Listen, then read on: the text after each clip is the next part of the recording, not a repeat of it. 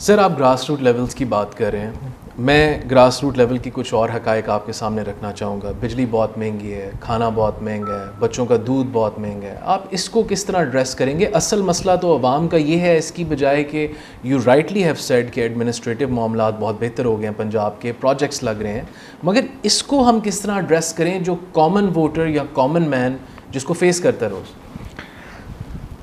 اب ایک ملک جو کہ سویئر اکنامک ویشیس سرکل میں پھنسا ہوا ہے اور وہاں پر سیٹ جو ہے مافیاز ہیں جن کو ڈیل کرنا ہے، اور ان مافیاز کے علاوہ آف کورس کہ ہماری بہت ساری پرابلمز ہیں کہ ہمیں انٹرنیشنل ڈونر سے فائنانسنگ چاہیے جس کے لیے ہم نے کچھ نہ کچھ اقدامات کرنے ہیں. ان ساری ریالٹیز کو دیکھتے ہوئے بھی آپ کو پتہ ہے کہ جب وہ آئیں تو آٹا 10 کلو گرام کا آٹے کی کیا ریٹ تھا اور آج کیا ہے. آپ دیکھیں کہ روٹی کی ایک جو ہر بندے کی بنیادی ضرورت روٹی ہے، اور اتنا بڑا ایجیٹیشن ہوا اور نان ایسوسیشن نے ایسے کمالات دکھائے، پر وہ آپ نے کہا کہ وہ ڈسیسو نہیں ہے. ڈسیسو تو کمال ڈسیسو ہیں. وہ انہوں نے جو طے کیا وہ اسی پرائس پہ روٹی کی قیمت لے کے گئیں، اور آج غریب کو کم از کم آٹے میں خاطر خواہ اضافہ، خاطر خواہ کمی، اور روٹی میں خاطر خواہ کمی. اور اس پہ امپلیمنٹیشن میں باقاعدہ ایک ٹاسک فورس ہے ان کی جو کام کرتی ہے، اور اس میں جہاں کہیں پہ پرابلم آتی ہے وہ اس کو آڑے ہاتھوں لیا جاتا ہے.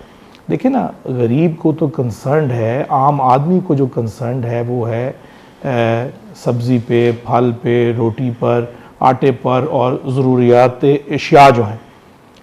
اور میرا خیال ہے کہ یہ شاید پہلی وزیر اعلیٰ ہے جو بار بار یہ کہتی ہے کہ میرا کنسرن سب سے پہلے یہی چیزیں ہیں، ان لائک جو بندہ یہ بات کرتا تھا کہ میں تو کوئی آلو نان پیاز کی قیمت تھوڑی لینے آیا ہوں.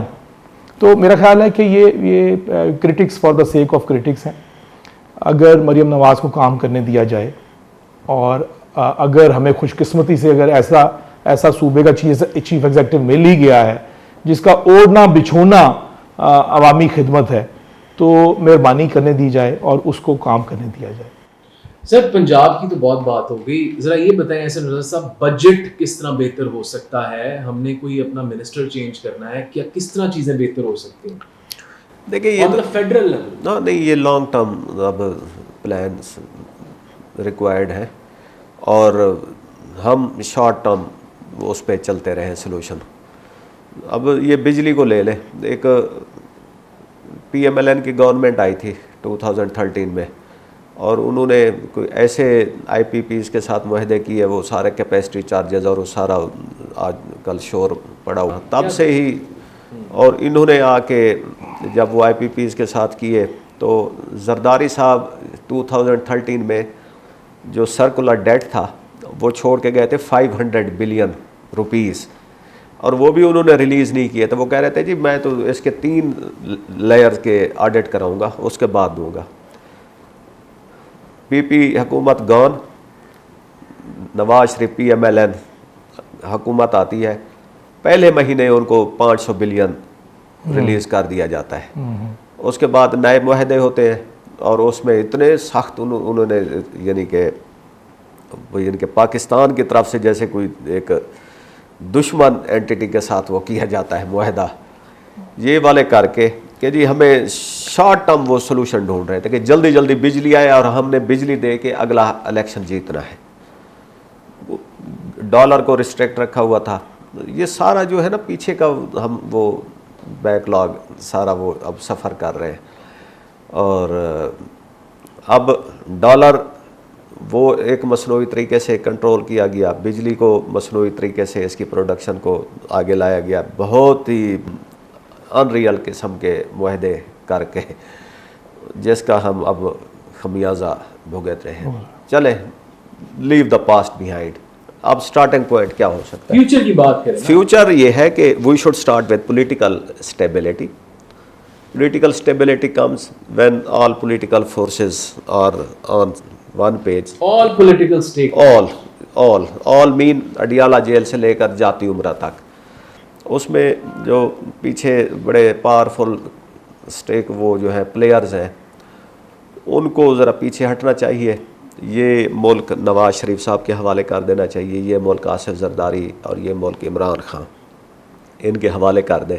یہ تینوں مل کے جس دن ایک ٹیبل پہ بیٹھ گئے اور انہوں نے تہیہ کر لیا کہ بھئی ہم نے جو بھی گیم ہے وہ پازیٹیو رولز کے ساتھ کھیلنی ہے, تو تب یہ ملک آگے بڑھے گا. اور اس میں جو ہے تھوڑی سی ذمہ داری مریم نواز پہ آتی ہے. وہ اس وقت صوبے میں ہے, وہ تھوڑی اپنے پولیٹیکل اپوننٹس کو سپیس دیں. جتنا وہ اچھا کام کر رہی ہے تو یہ اس میں ایک مزید وہ ہو جائے گا کہ ان کو جو کریٹکس ہیں ان کو بھی بولنے کے لیے کچھ نہیں ملے گا. تو سٹارٹنگ پوائنٹ یہی ہے, پولیٹیکل سٹیبلٹی اور نواز شریف, آصف زرداری اور عمران خان. یہ ایسا صاحب کی یہ باتیں, ایسا صاحب کی یہ بات اچھی ہے. ایکچولی عمران خان صاحب اپنے ہی بھار پر گر گئے ہیں 9 مئی کی وجہ سے. اگر 9 مئی, میں آج بھی پھر کہوں گا, حالانکہ میرے کچھ دوست جو پی ٹی آئی کے دوست ہیں وہ بڑی مجھ سے اس پہ مخالفت کرتے ہیں, میں آج پھر یہی کہوں گا کہ خان صاحب کو اپنا قد بڑا کرنا چاہیے, اپنے پیروں پر بھار ڈالنا چاہیے اور ایک دفعہ 9 مئی کی معافی مانگنی چاہیے. اس کے بعد جو بات عمران خان صاحب کر رہے ہیں یہ بات نواز شریف صاحب بھی کرتے رہے ہیں. اس بات پر میں سمجھتا ہوں کہ نواز شریف صاحب کا اور عمران خان صاحب کا کسی نہ کسی جگہ اتفاق ہو سکتا ہے. اگر عمران خان اپنے آپ کو یہ جس مخمصے میں وہ پھنسے ہوئے ہیں اور جس مخمصے کو وہ سمجھنے کو تیار نہیں ہیں, اور اگر اس میں سے اپنے آپ کو بیل آؤٹ پیکج دلوا لیں اور ریلیف دے دیں, تو انڈیڈ یہ کنٹری پولیٹیشنز کو چلانا چاہیے. اور یہ کنٹری کو اس کو آگے لے کے جانے میں سیاستدانوں کا بڑا کردار ہے. اس میں جو خاطر خواہ ترقی ہوئی وہ سیاستدانوں کے دور میں ہوئی ہے. تو اور اس میں دیکھیں, اس میں پھر میں نے ابھی پڑھ رہا تھا کہیں جگہ کہ جی پی ایم ایل این کی حکومت تو عمران خان کے ساتھ جو ہے صلح کرنے کے در پہ ہے. اب پھر اس بات کو بھی ویکنس لیا جاتا ہے.